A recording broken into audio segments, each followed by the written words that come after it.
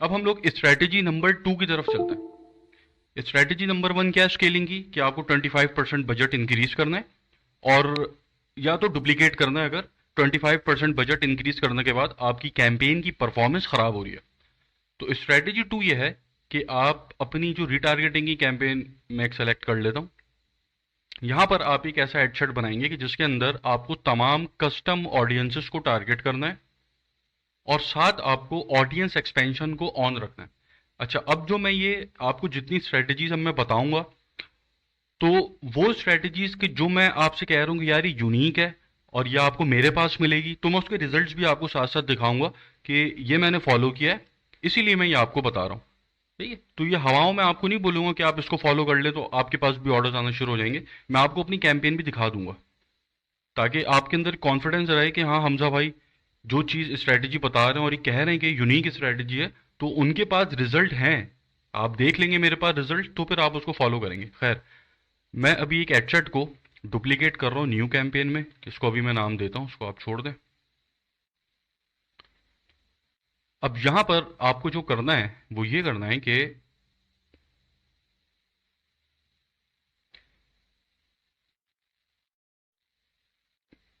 आपकी जितनी भी कस्टम ऑडियंसेस आपने अभी तक बनाई हुई हैं उनको आप यहाँ पे इंक्लूड कर लेंगे। मैं आऊँगा कस्टम ऑडियंसेस पे, और यहाँ पर अब मैंने through play, F B followers, insta followers,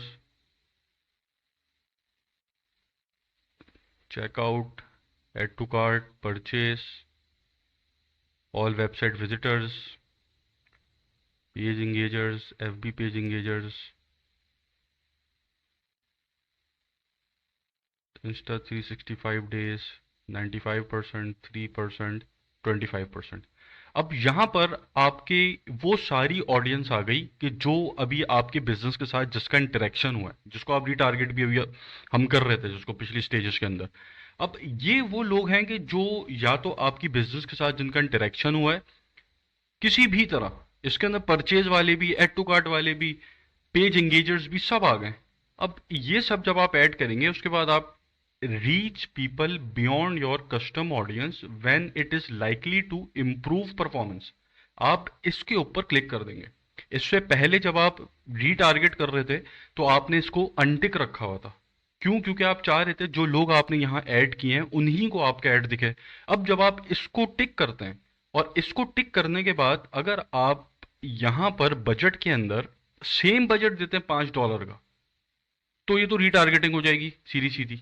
लेकिन अगर आप यहाँ पे बजट देते हैं हाई, अब मैं दे रहा हूँ 1500 की जगह 80,000 रुपए का बजट, तो अब क्या होगा कि ये जो कस्टम ऑडियंस है, इस कस्टम ऑडियंस के अंदर इतना डाटा तो नहीं है कि ये 80,000 रुपए का बजट कंज्यूम करे। अगर 80,000 रुपए का आप एड पर डे चला रहे हैं तो ये 80,000 रुपए तो एक ही दिन के अंदर कंज्यूम हो जाएगा सारा।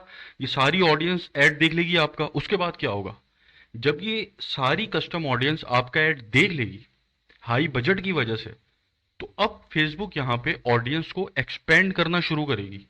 और ऑडियंस की एक्सपेंशन जो होगी उनकी जो बेसिस होगी वो होगी ये कस्टम ऑडियंस।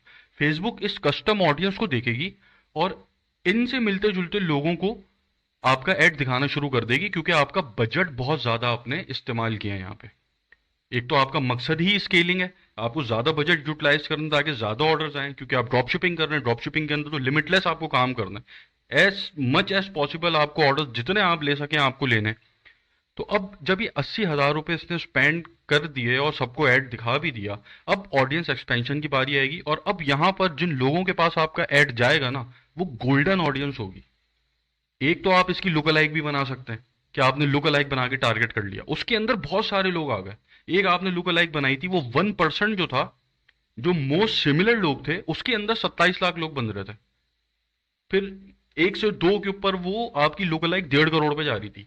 लेकिन यहाँ जो आप काम होगा ना, ये बहुत गोल्डन ऑडियंस फेसबुक खुद सेलेक्ट करेगी कि अच्छा हमजा ने यहाँ पे सेलेक्ट किया था कस्टम ऑडियंस में परचेस। परचेस के अंदर 100 लोग थे इस कस्टम ऑडियंस में, उन 100 लोगों को मैंने ऐड दिखा दिया। अब उसके बाद क्या, उसके बाद जब ऑडियंस एक्सपेंड करेगी फेसबुक, तो अब इन 100 लोगों के ऊपर देखेगी यार इन 100 लोगों में मोस्ट सिमिलर इस वक्त कौन सा ऐसा फेसबुक यूजर हो सकता है जो हमजा से माल खरीद लेगा। ठीक है, तो यहाँ पर सब कुछ सेम रख के आप यहाँ इसको टिक करेंगे, और जो एड क्रिएटिव होगा वो वही वीडियो नंबर 3 होगी जो आपकी बेस्ट परफॉर्मिंग एड था, और आप इसको कर देंगे पब्लिश। नाम आप इसको यहाँ पे मैं दे देता हूँ, स्ट्रेटेजी नंबर 2। नाम आप इसको अपनी समझ के लिहाज से दे दीजिएगा। इसको मैं स्केलिंग पहले ले आता हूँ।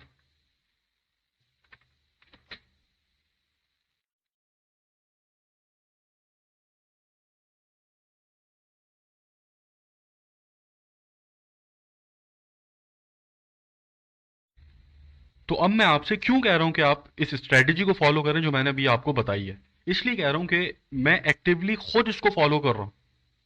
ये मेरे रिजल्ट्स आपके सामने हैं। ये 2 कैंपेन्स हैं, दोनों कैंपेन रीटारगेटिंग और ऑडियंस एक्सपेंशन के ऊपर चल रही हैं, जिसमें से एक का बजट 80,000 पर डे है, जो एग्जैक्टली अभी मैंने स्ट्रेटेजी में इस्तेमाल किया है। एक का बजट 85,000 पर डे है। तकरीबन ये दोनों कैंपेन 1,65,000 के करीब बजट को यूटिलाइज कर रही है। और ये जो कैंपेन है 2 दिन पहले चली है, और इसके ऊपर रिजल्ट 65 परचेजेस है, और जो परचेज की कॉस्ट है वो भी $10 के आसपास है। 253 एड टू कार्ट्स है। ये दूसरी कैंपेन जो 85,000 पर डे वाली, ये अभी आज की कैंपेन है। तो मैं खुद जो चीज़ फॉलो कर रहा हूँ वो चीज़ आप लोगों को सिखा रहा हूँ। तो आप लोग इसको फुली कॉन्फिडेंस के साथ इम्प्लीमेंट कर सकते हैं। इस स्ट्रैटेजी को जो मैंने बताई है ये इंशाल्लाह आपको अच्छे रिजल्ट्स देगी। तो ये थी हमारी स्ट्रैटेजी नंबर 2 कि जिसको आप फॉलो कर सकते हैं। अगर आप इस स्टेज तक आ गए हैं तो इस स्टेज तक आने के बाद आप स्ट्रेटेजी नंबर 2 को ट्राई करें। अगर इसके ऊपर आपको अच्छे रिजल्ट मिलते हैं तो इसको आप स्केल करें। यहाँ पर जो हमारा पर्पस है वो सिर्फ ये है कि हमें अपनी कैंपेन्स को स्केल करना है, क्योंकि हम ड्रॉप शिपिंग कर रहे हैं, हमें ज़्यादा से ज़्यादा ऑर्डर्स लेने हैं, ज़्यादा से ज़्यादा पैसा बनाना है। तो उसके लिए अब हम डिफरेंट स्ट्रेटजीज देख रहे हैं। तो हमने नंबर 1 डिस्कस कर ली, नंबर 2 डिस्कस कर ली कस्टम ऑडियंस वाली स्ट्रेटेजी। अब हम चलते हैं नंबर 3 की तरफ। तीसरी स्ट्रेटेजी, इसको आप इंप्लीमेंट करके अपनी कैंपेन को स्केल कर सकते हैं या कम वक्त में ज़्यादा ऑर्डर्स ले सकते हैं।